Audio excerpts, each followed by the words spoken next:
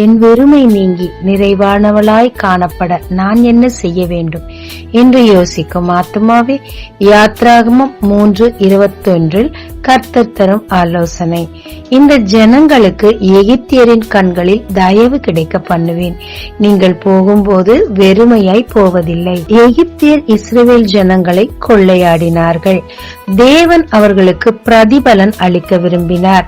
எனவே அவர்கள் போகும்போது அவர்களிடம் பொன்னையும் பொருளையும் கேட்டு வாங்க சொன்னார். அவர்களும் மன நிறைவாய் தந்தார்கள்.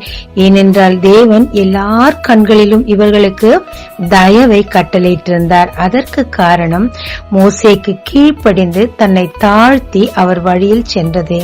எஸ்தர் 2:15. யாரெல்லாம் எஸ்தரை பாக்குறாங்களோ அத்தனை பேர் கண்களிலும் எஸ்தருக்கு தயவு கிடைத்தது. ராஜாவின் கண்களிலும் தயவு கிடைத்தது. ஒரு அடிமை பெண் அரசாட்சியாய் நிறைவுள்ளவளாய் அவளை சார்ந்த அத்தனை பேரையும் நிறைக்கத்தக்கதாக அந்த தயவு அவளுக்கு உதவியது. அதற்கு காரணமும் மொர்தெகாய்க்கு தன்னை தாழ்த்தி கீழ்ப்படிந்ததே.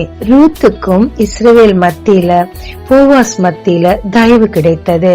அதற்கு காரணம் தன் மாமிக்கு தன்னை தாழ்த்தி கீழ்ப்படிந்து முழுமையாய் தன்னை கர்த்தருக்கு ஒப்பு கொடுத்தபடியினார் தேவன் அவருக்கு தயவை கட்டளையிட்டு இம்மைக்கும் மறுமைக்கும் உரிய பெரிய ஆசீர்வாதத்துக்கு அவளை பங்குள்ளவளாய் மாற்றினார். இயேசு கிறிஸ்துவும் தேவ கிருபையிலும் மனித தயவிலுமே வளர்ந்தார். ஆமாங்க, நமக்கு தேவனுடைய தயவும் மனுஷர் கண்கள்ல தயவும் கிடைக்கலன்னா நம்ம காரியங்கள் சக்சஸ் ஆறது ரொம்ப ரொம்ப கஷ்டங்க. தேவனிடத்துல நாம் அவருடைய தயவை பெற்றுக்கொள்ள நம்மை தாழ்த்தி அவருடைய பிரமாணங்களுக்கு கீழ்ப்படும் போது அவரிடத்துல இருந்து நமக்கு தயவு கிடைக்குங்க. அவர் மனிதர் கண்கள்ல நமக்கு தயவை உண்டாக்கி தருவார். அந்த தயவு நம் வெறுமையை நீக்கி நிறைவுள்ளவர்களாய் காணப்பட உதவி செய்யுங்க. ஜெபிக்கலாமாங்க. தேவி, நானும் நகோமி போலதான் நிறையா இருந்தேன். இப்ப எல்லாத்தையும் இழந்துட்டு குறையுள்ளவளா இருக்கிறேன்னு சொன்ன மாதிரிதான் சொல்றேன். ஆண்டவரே, நான் நிறைவுள்ளவளாய் மாற என் குறைகள் எல்லாம், என் வெறுமை நீங்க தேவரீர் என் மேல் தயவாயிரும். உமக்கு கீழ்ப்படிய உதவி செய்யும். மனிதர்கள் கண்கள்ல தயவு தாரும்.